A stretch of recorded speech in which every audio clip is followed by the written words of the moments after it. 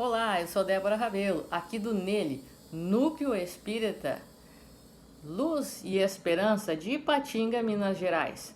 Continuemos agora o nosso estudo do número 2 da introdução ao estudo da doutrina espírita de O Livro dos Espíritos, que estuda alma, princípio vital e fluido vital.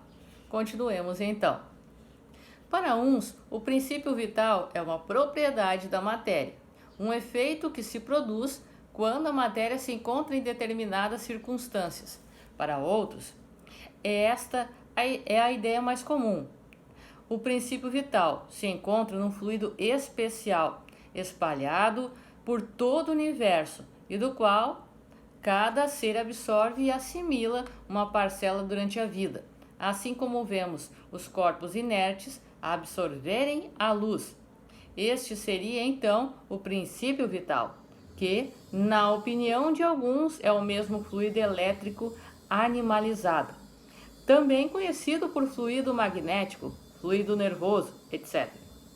Seja como for, existem fatos que ninguém pode contestar, uma vez que eles resultam da observação. Primeiro, os seres orgânicos possuem em si uma força interior que produz o fenômeno da vida e, enquanto essa força existir, a vida também continuará existindo. Segundo, a vida material é comum a todos os seres orgânicos e não depende da inteligência e nem do pensamento. Terceiro, a inteligência e o pensamento são faculdades próprias de algumas espécies orgânicas. Quarto, entre as espécies orgânicas dotadas de inteligência e de pensamento, existe uma dotada também de um senso moral especial, que lhe dá incontestável superioridade sobre as demais. É a espécie humana. Observem que esta ideia de que existe uma alma não é excluída da teoria materialista e nem da teoria panteísta, mesmo ela possuindo vários significados.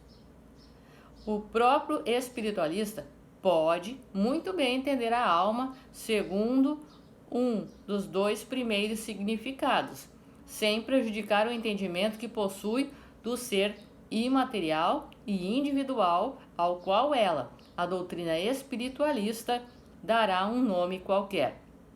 Assim, a palavra alma não representa uma opinião, uma ideia única. Ela é um ente que cada um compreende como quiser. Essa é a razão de tantas disputas intermináveis.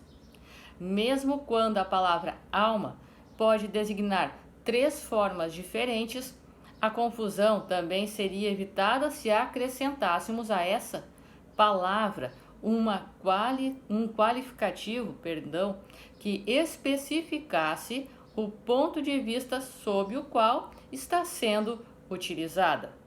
Desse modo, o termo alma teria um caráter genérico, que representaria ao mesmo tempo o princípio da vida material, o princípio da inteligência e o princípio do senso moral.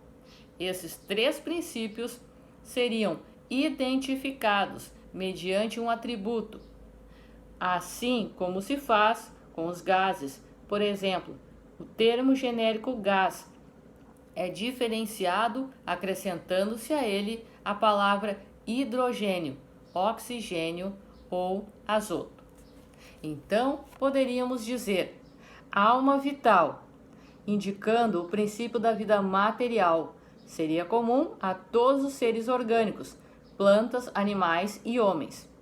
Alma intelectual, indicando o princípio da inteligência, que se expressa enquanto existe vida.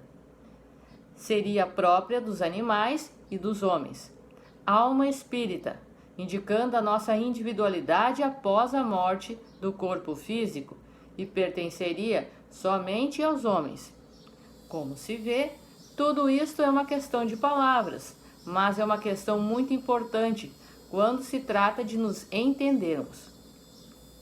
Julgamos que é um dever insistir nessas explicações porque a doutrina espírita está alicerçada sobre a existência em nós de um ser independente da matéria e que sobrevive à morte do corpo físico. Como a palavra alma aparecerá frequentemente no decorrer desta obra, foi necessário definir bem o significado que lhe atribuímos, a fim de evitar qualquer engano. Vejamos agora ao objeto principal desta instrução preliminar. Observações. Doutrina panteísta acredita ser Deus o próprio universo, pelo qual o indivíduo, após a sua morte, seria absorvido por ele mesmo o universo, do grego pan, que significa tudo, e teos, que significa Deus. Azoto.